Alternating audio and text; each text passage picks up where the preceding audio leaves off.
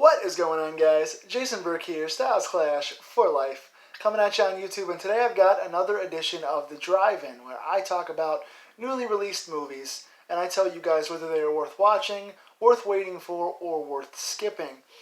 Today, obviously there's not been a ton of new releases because of what's going on in the world. There's a lot of video-on-demand stuff, no theaters. Definitely limited in terms of our new horror to watch. But I did find a new release on Shudder. Thank you, Shudder. If you guys don't know what Shudder is, they are not sponsoring this video. They didn't tell me to say any of this, but I'm telling you guys right now, if you guys are watching this channel, you're probably fans of horror. And if you are a fan of horror, you need to have Shudder. It is the all-horror Netflix where they have curated stuff for us horror fans. They have TV series, they have podcasts, they have documentaries, they have exclusives, they have original shows, original movies.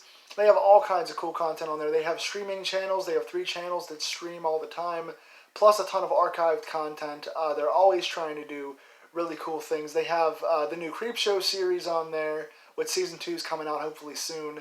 They have several seasons of Joe Bob Briggs, who used to do Monster Vision, now doing The Last Drive-In, where he does drive-in style movies on Friday nights. There's just so much cool content on there. So I was perusing Shudder and I found another new release that looked really cool, so I wanted to check it out and review it for you guys on today's episode of The Drive-In on my channel, and that is 2019's Z. This movie played at festivals in 2019 and did pretty well, so Shudder got the rights to it. It is a Shudder original, and came out here in 2020, just probably a week or two ago on Shudder.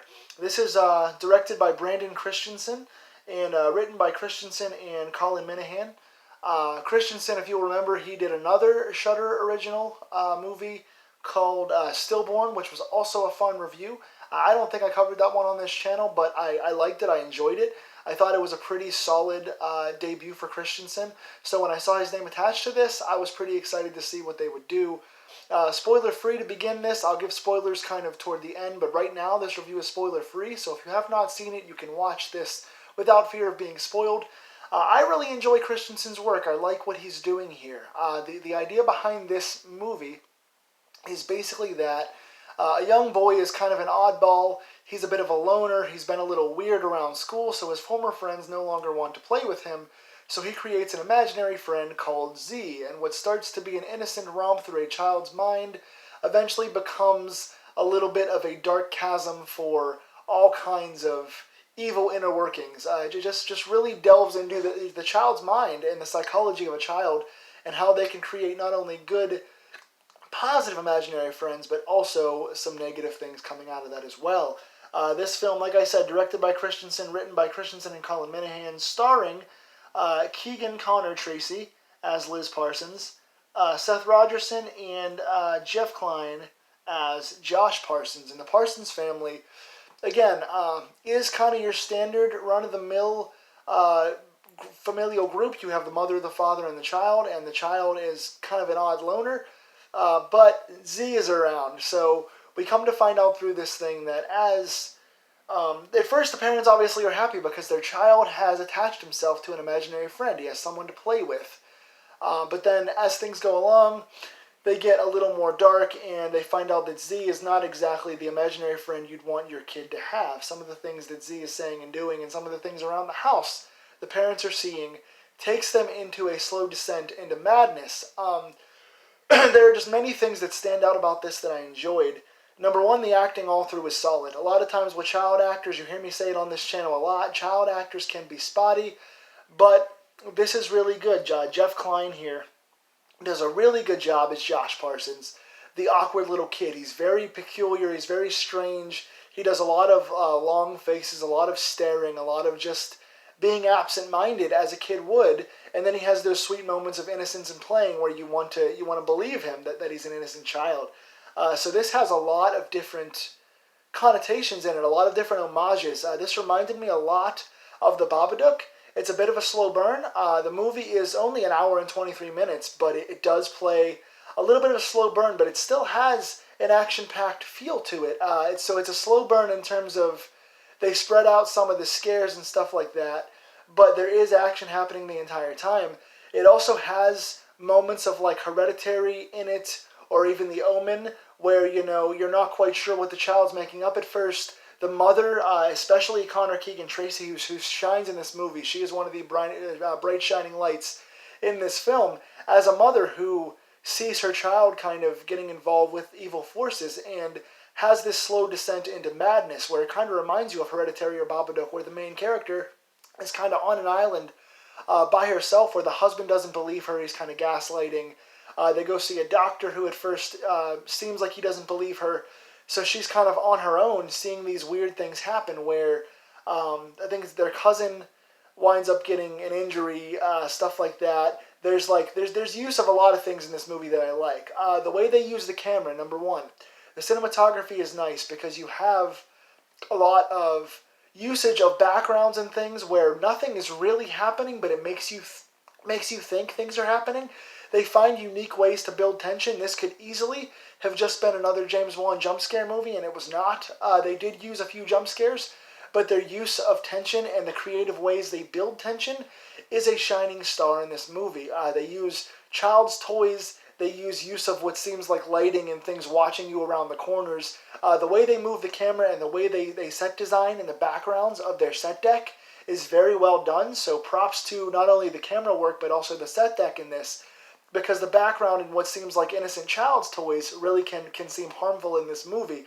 Also, the use of a particular child's toy that is like one of those speak and spell things where the letters light up and it just goes Z, Z, Z. They really use that as a harbinger of doom in this movie. To make a child's toy build tension like that is pretty creative. I enjoyed that.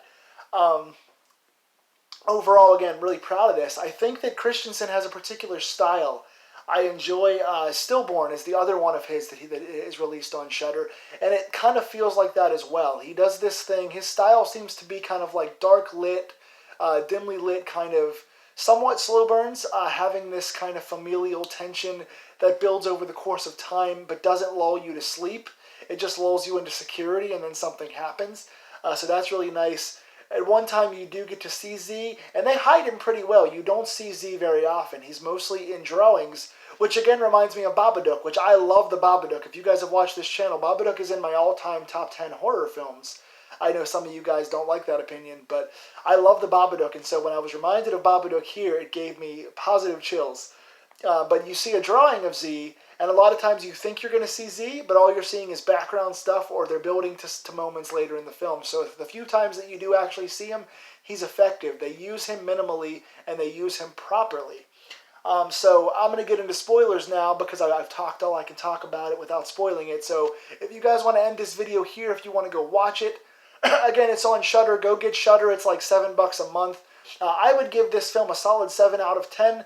There is room for growth, but I saw this not only build upon the legacy of Christensen with Stillborn, but also improve upon it. I think it's a better film than Stillborn, although I do like both. So if you guys want to go check out Stillborn and this movie Z, they're on Shudder right now for like $7 a month. You can get a free trial as well. So I'd give this a 7 out of 10. Now, for those of you guys that want to hear spoilers, here we go.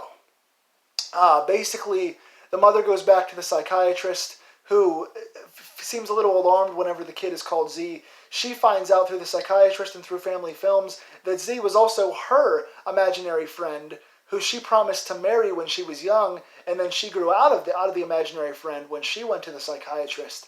So then Z used the mom's child. She used Liz's child, Josh, to get to her. The imaginary friend of her past comes back to haunt her through using her child to try to get her to keep her promises. So she has to go back then to the house, pretends to be married to Z, and there's this creepy, tense dinner scene where she's sitting there eating with Z and going back to her childhood, and she plays with him and stuff like that.